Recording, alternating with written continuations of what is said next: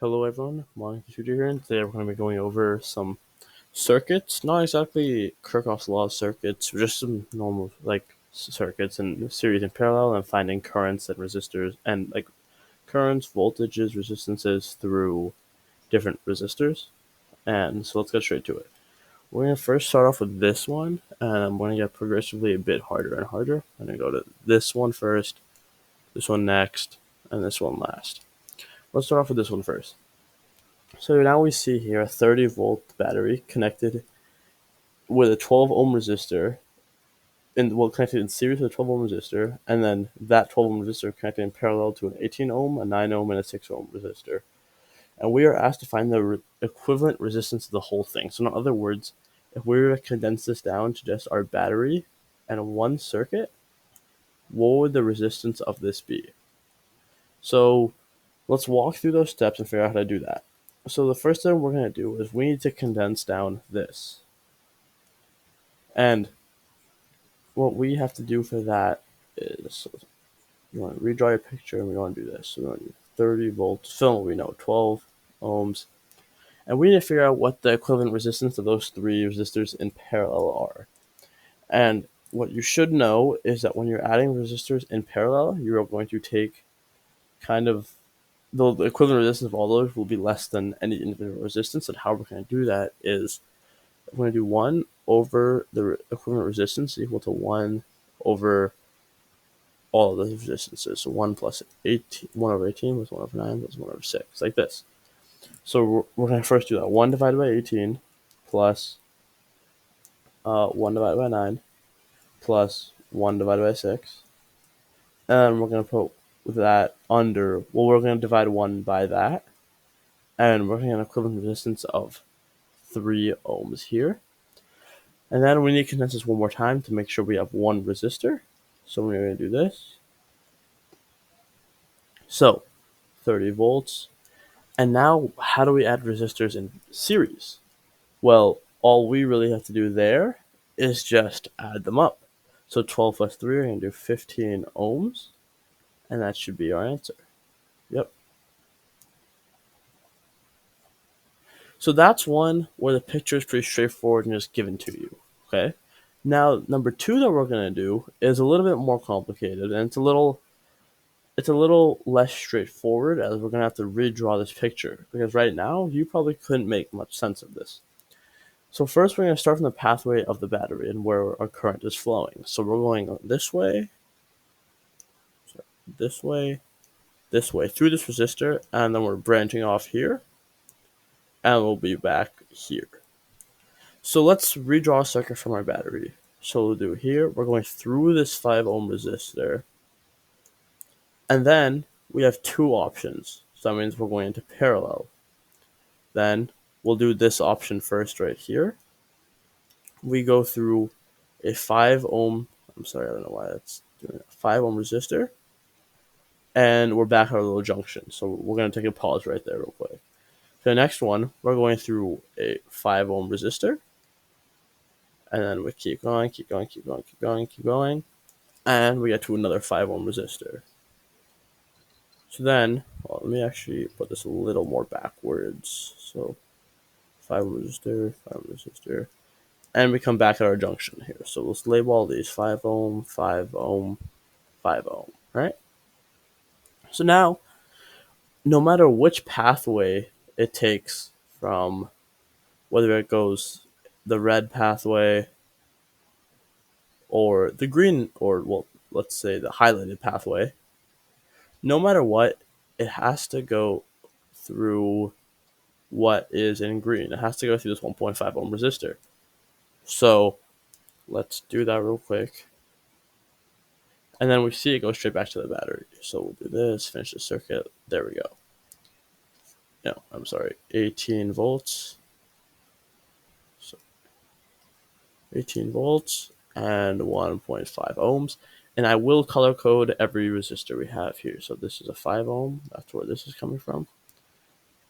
This is, I'm sorry, let me erase this now. The green one is this. The one in yellow or orange is this.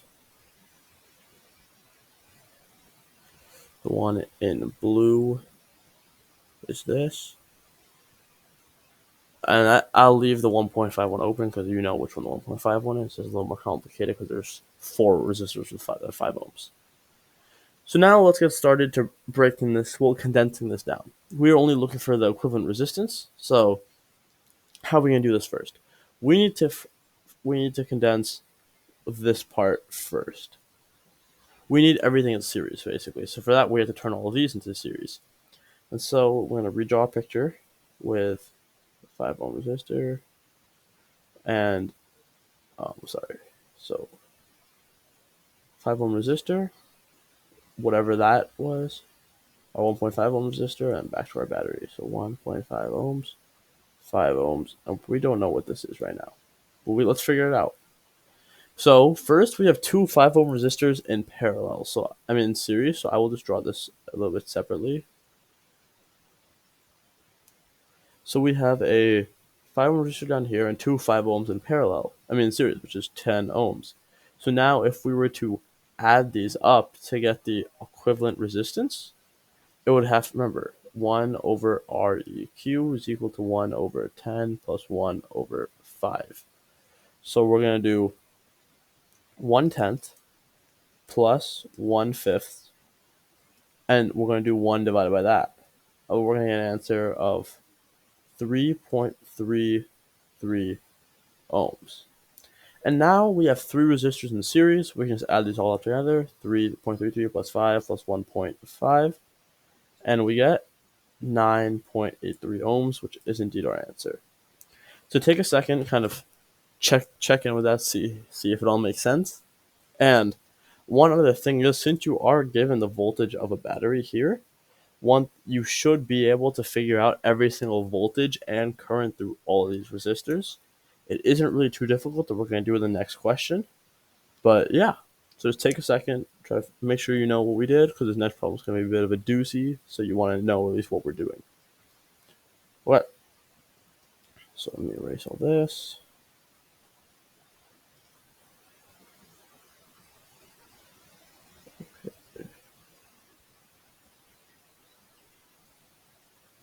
Okay, let's get started here. Let me make this picture a little bigger. Let me just move these off to the side. Okay. So let's talk about it. Well, this one, we don't exactly have to redraw it as we did with this one, but we kind of have to condense this down, and then we have to find the current through this one resistor. So this is doable. We're gonna start by condensing everything down, and for this one, when you're condensing these big complicated ones down, you never want to skip steps when you're redrawing your circuits. So maybe take a second, try it out, and if you don't get it, pause the video, take a second, try it out. If you don't get it, just click play again. Okay. All right. Hopefully you guys tried it out. Maybe you got it, maybe you didn't, but let's show you how to do it real quick. So why can't I move this? Sorry about that, guys. Okay. So first we're going to redraw this picture, condensing this and this. So we're going to have our battery go into our resistor, our other resistor, other resistor, other resistor, other resistor. Come back together and hit the battery again. So we'll label it. I'll label this one as orange, blue, whatever this color is now, whatever that color is. Honestly, you guys will figure it out. I'll tell you where everything comes from. I'm not going to keep going through and color coding these. I'm sorry. We're going to start off with this 3 ohm one here. This is our 3 ohm one. I'm going to fill in what we know is obvious, so 2 ohms. And now we hit against the 6 ohms that were in parallel and the 4 and 12 ohms that were in parallel. So we're going to do the same thing that we did over. So it'll be 1/6 plus 1/6. Wait, I'm sorry. Plus 1/6. And you put 1 over that. And you're going to get a resistance of 3 ohms. And then you do that again here. So 1 over 4. So 1/4 plus 1/12, and you put 1 over that again, and you get another resistance of 3 ohms. Now we need to combine these and these. So we're going to draw another picture.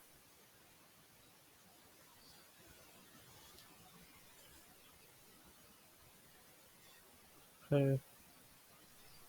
So 3 ohms. 3 plus 3 is 6 ohms. 3 plus 2 is 5 ohms. Now we need to condense this. So we're going to do this one, this one, this. So this is 3 ohms. And we're going to do 1/6 plus 1/5 and 1 over that will give us a resistance of 2.73 ohms. Then we just need to do one last thing and combine them. Hopefully you're starting to see how to get these. Oh, this is 5.73 ohms at 18 volts. Okay. Alright then. Let's do it. First, we need to figure out the current. We're going to work backwards now. Now that we have the whole picture, we need to figure out the current through this resistor. So we're going to use VER for all of this. So V equals IR. So we have voltage and we have resistance. So we're going to do 18 volts divided by 5.73 ohms will give us a current of 3.14 amps. Then we're going to work backwards again. We know that these two resistors are in series, which means 3.14 amps will go through each one. Now, if they're asking you for the voltage and resistance of each one and the current, we could easily figure out the voltage of this resistor. We're not going to right now because we're only asked about the 12 volt one. Now, I know that I can figure out the voltage. Well, I know that 3.14 amps is split in between this resistor and this resistor. Now, I don't exactly want to figure out how it's split. I would rather figure out the voltage that go through each one of those because the voltage will be the same. So if I do that 3.14 amps times that 2.73 ohms right here, I can get the voltage that goes through each, which is 8.57 volts and 8.57 volts. Now, we need to further break this resistor down because we need to get down to these two again. So now, I know that I can figure out the current that's going through these by doing 8.57 divided by 5, so 8.57 volts divided by 5, to get 1.714 amps and 1.714 amps. Now, I can figure out the voltage going through that, which will be 3 ohms times 1.714 amps, and that'll be 5. I'll go back to the original picture. That'll be 5.142 volts going through each one. Okay?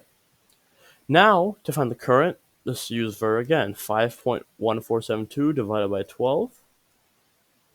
And we get an answer of 0.429. 429 amps. And this is our answer.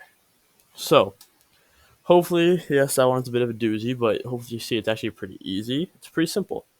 I will leave you off with a quick trick, just in case you're having trouble, like with what I was saying about the current and voltages through resistors. So, voltage, current. Here, let me just erase all of this real quick, just so I have more space. Hopefully you didn't need it. Hopefully you got it all copied down. But if you didn't, just go back in the video.